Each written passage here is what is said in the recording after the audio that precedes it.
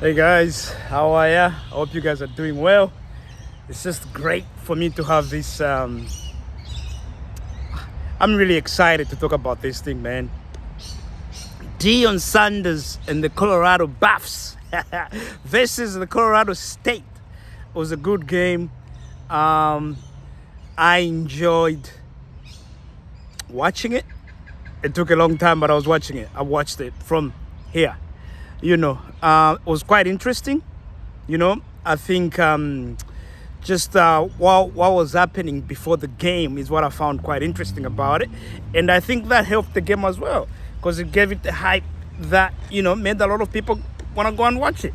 But I have to say, I have to give it to Norvell, who's the coach of Colorado State. So that I think his team, I think everything he said before that was to give his team something to fight for, and they did quite well. I would say they made mistakes to lose the game, but also I would say Shedeur Sanders, he's gonna be such a phenomenal player. He's already a phenomenal player. I think the future, the sky is not even the limit for Shedeur Sanders. So I just want to wish the Colorado Buffs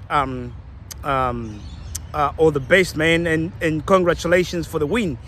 But the reason why I made this video, it's something Norvell said before the game, where he said when he talks to grown-ups, he takes his sunnies off and his hat off, right? Because his mother raised him right.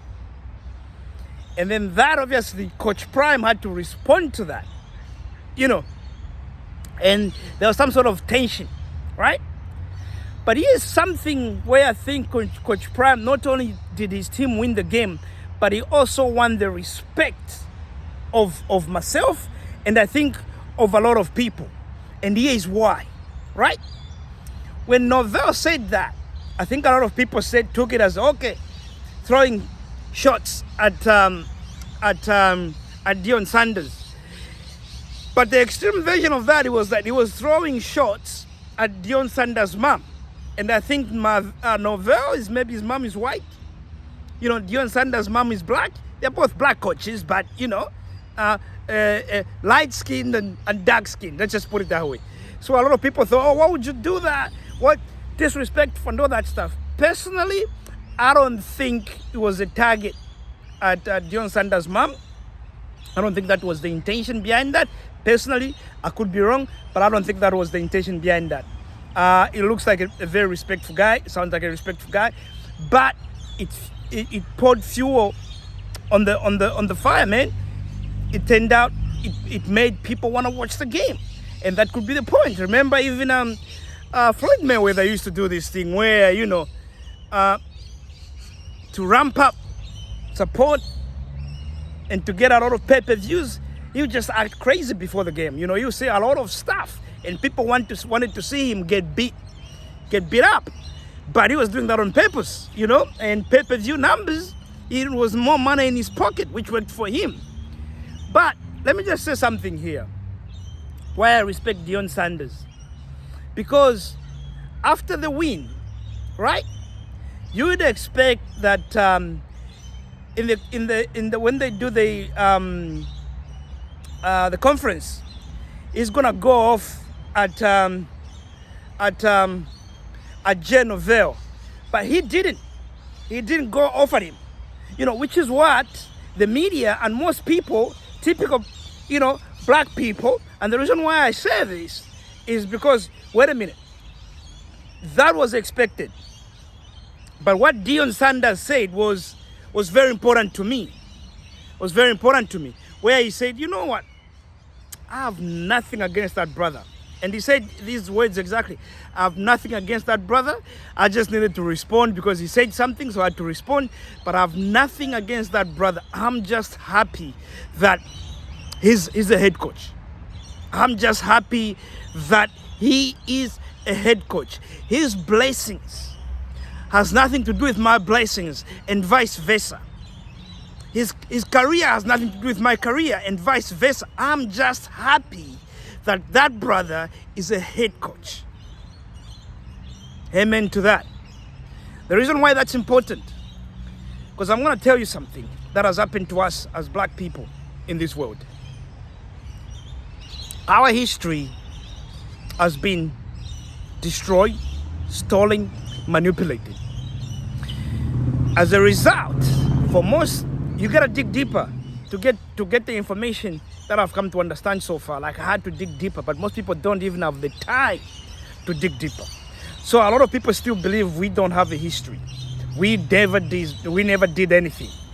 Once you start believing that, and then the people that control the information today control the information of the past. And because they control the information of today, they also control the information of the future. As a result, we're not, and it's not black people, we're not controlling that information.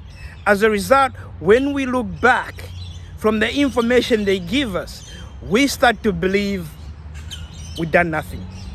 And follow me here, guys. I want you to follow me closely here.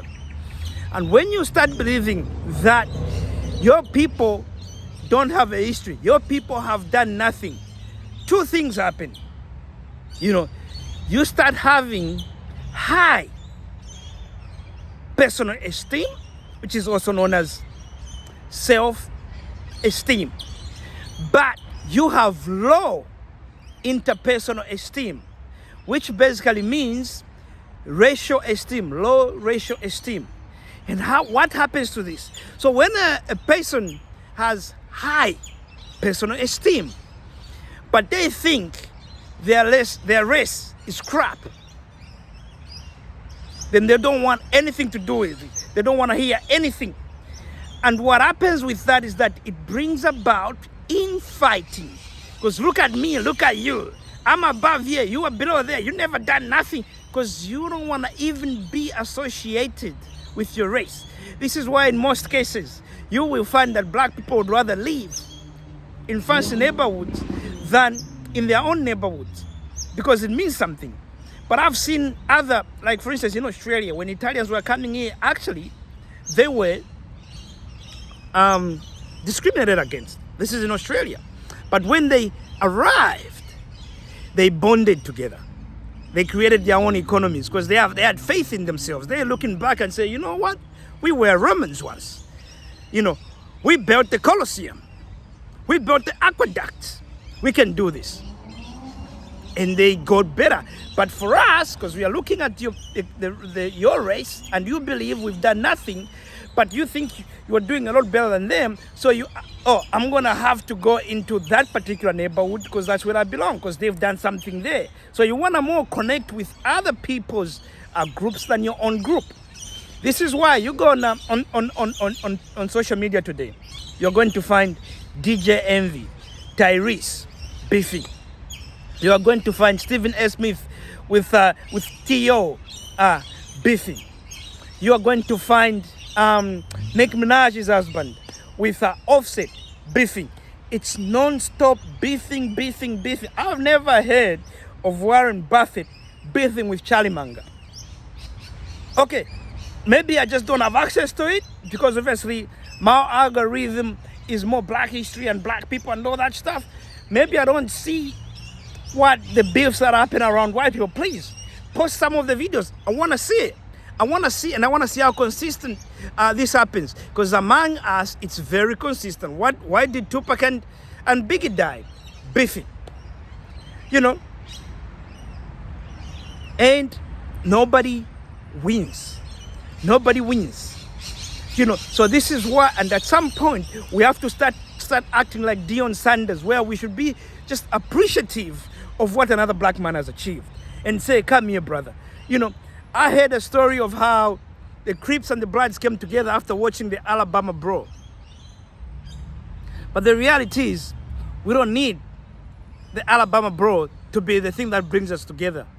We need our history to bring us together. But also we need our goal for the future to bring us together. That is going to create bonds between us that are unbreakable. And that's how we win the future. And that's how we start controlling the narrative. And that's how we change our history. So to Coach Deion Sanders and the Colorado Buffs, I say, guys, Job well done, and I congratulate you. And based on and because I want to see black people succeed, I'm also gonna say to Coach Prime, job well done. Job well done to both of you, Coach Prime and Coach Norvell.